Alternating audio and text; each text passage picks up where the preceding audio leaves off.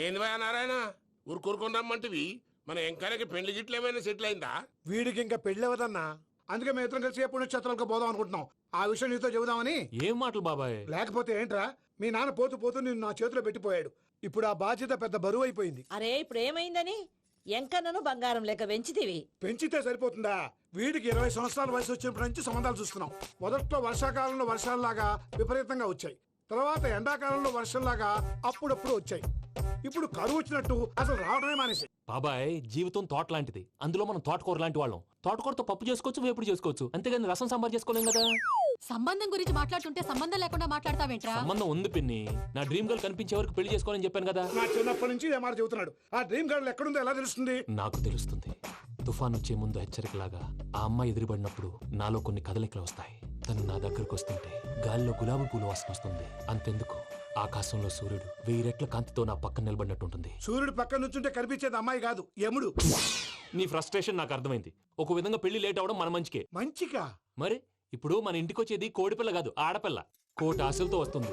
అందుకే ఆమెకి ఏ ఇబ్బంది లేకుండా ఫ్లాట్ తో పాటు ఫర్నిచర్ కూడా కొన్నాను. రేపు నానో కారు కూడా వచ్చేస్తుంది. ఇప్పుడు నేను పెళ్లికి రెడీ. జస్ట్ నా డ్రీమ్ గర్ల్ కనపడమే లేటు. చూసావా అన్న, ఎక్కడికి వెళ్ళా మళ్ళీ ఆ డ్రీమ్ గర్ల్ దగ్గరికే వస్తాడు. వీడికి జన్మలో పెళ్ళేయట్లేదు. ఇక మన పోదాం పదవే. నేను పరిశ్రమ కుక మన ఎంకన్న జాతకంలో దోషం గిట్లుందేమో జర చూపిద్దాం.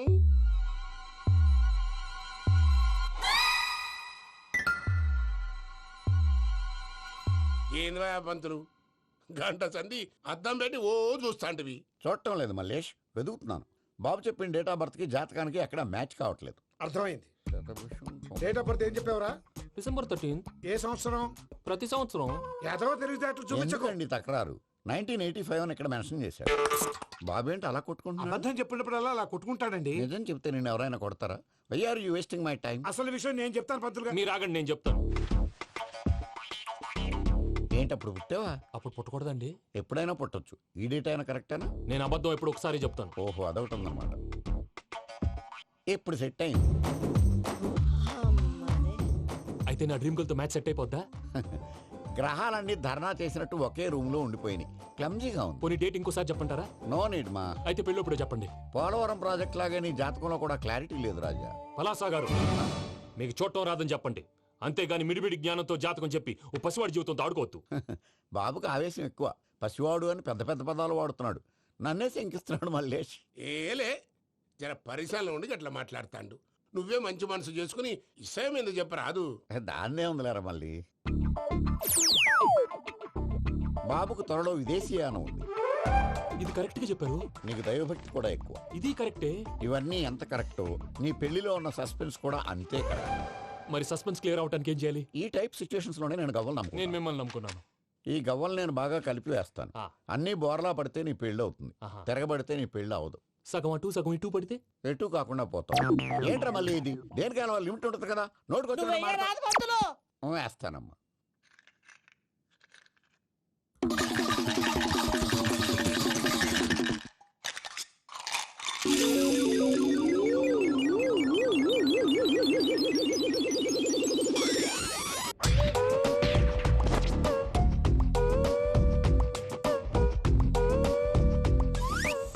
పోదకూడదు బాబు. జాతకం మనం రాయకూడదు. ఉన్నది చదువుకోవాలి. దీని అర్థమైంది పంతులు గారు. మీవాడు కూడా ఈ గవ్వలాగే ఒంటరిగా మిగిలిపోవచ్చు. అలాంటి మాటలు అనొద్దు పంతులు గారు. ఇంకోసారి ట్రై చేయండి. తప్పు బాబు. సృష్టికి విరుద్ధంగా ఏ పని చేయకూడదు. అది కాదు, ఇంతకు మీరు సరిగ్గా కలపలేదు. ఏం పెద్దమ్మా? పిల్లగాడు చెప్తున్నాడు కదా, ఇంకో పాలంటే ఏ రాదయ్యా. ఆవేశపడకండమ్మా, అలాగే వేద్దాం. ఏముంది ఇందులో? ఒకసారి కాపాడుతు లేస్తున్నాడు.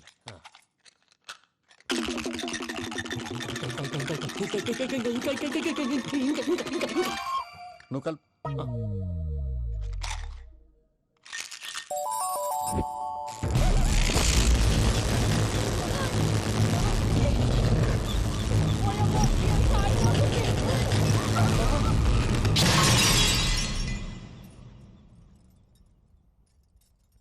చూసావా, ప్రకృతి విరుద్ధమైన పనులు చేస్తే ఎలాంటి ఫలితాలు వస్తాయో. దానికి దీనికి సంబంధం ఏంటండి? నిజానికి జాతకం వల్ల లైట్లు పేలకూడదు. ఇల్లు పేలిపోవాలా? పంతులు గారు ఇప్పుడు ఏం చేద్దాం? ఒక్క ఫోటో తీసుకుందాం. నువ్వు కూర్చోమ్మా. గవ్వ కాంబినేషన్ కావాలి. ఎందుకండి? గవ్వ నిలబడడం ఎవరైనా చూసావా? పాలపంత వచ్చినప్పుడు వింత అనుకున్నాం. ఇది అంతకంటే పెద్ద వింత. ఫోటో జంప్ చేసే ఇంక నువ్వు లేవచ్చు రమణ. త్వరలోనే ప్రపంచం అంతమైపోతుందని టీవీ 9లో చెప్తే నమ్మలేదు. ఈ పరిణామాలన్నీ చూస్తుంటే నమ్మాల్సి వస్తుంది వెంకటరమణ. ఈ జాతకుడికి పెళ్ళంటూ జరిగితే ఒక నెలలో జరిగిపోవాలి, లేకపోతే జీవితంలో పెళ్లి యోగం లేదు. ఇంకోటి ఉందమ్మా, త్వరలో నీకు రాహుగ్రహ ప్రభావితుడైన ఒక కేతువుగాడు పరిచయం అవుతాడు. దాంతో నీ జీవితంలో పెనుమార్పు సంభవిస్తుంది.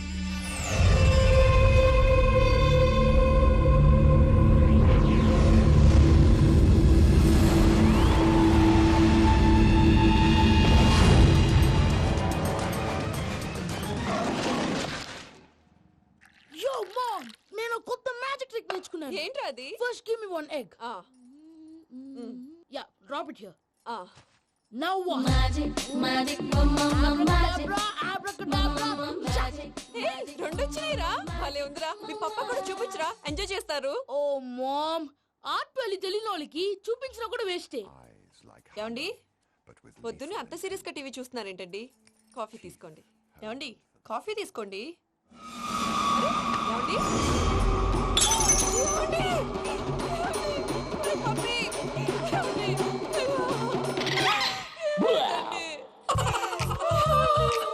Oh, mama, what happened? ఎందుకు ఏడుస్తున్నావు? మీ పప్ప చచ్చిపోయాడురా.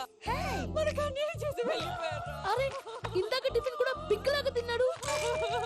హే మమ్మీ, ఎందుకు ఇంత ఏడుస్తున్నావు? నువ్వు ఏడిస్తే పోయిన బాబా తిరిగి వస్తాడా? Think practically mom.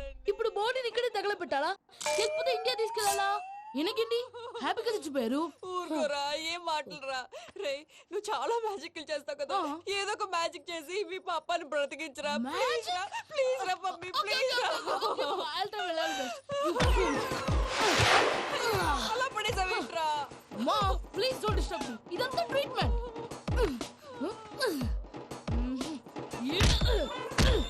గట్టిగా కొట్టకురా, చచ్చిపోతారు. ఆల్రెడీ చచ్చిపోయాడు. ఇలా కొడితే బతికే ఛాన్స్ ఉంది. అవునా? Call pumping treatment. అయితే కొట్టు.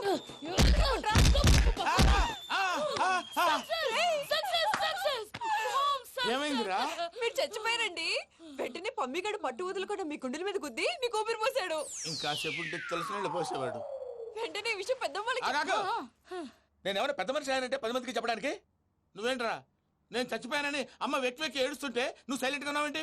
నేను ఏడ్చాను ఎంత పాపా. అబద్ధాలు చెప్పక నేను చూడలేదనుకున్నావా? చచ్చిపోయారు కదా, మీరెలా చూసారు? చచ్చిపోతే ఆత్మ స్ట్రైట్ గా పైకి వెళ్ళిపోద్దా? ఎవరు ఏడుస్తున్నారో లేదో చెకప్ చేసుకుని మరి వెళ్ళిపోద్ది. అవును, పూజ లేచిందా? లేపమంటారా? పూజ అని లేకపోద్ది. తండ్రి లేని పిల్ల కాసేపు పడుకొని. అన్నట్టు రేపు ఇండియా నుంచి కళాకారులు వస్తున్నారు ప్రోగ్రామ్ ఇవ్వడానికి. మనం కూడా వాళ్ళతో పాటు బయలుదేరాలి. నేను చెప్పారు కదండి. మరి ఇక్కడ నిల్చున్నావంటే వెళ్ళి సమర్థతలో. పాపా, నేను ఇందాక ఏడవలేదని ఫీల్ అయ్యావు కదూ. ఈసారి చచ్చిపో, తప్పకుండా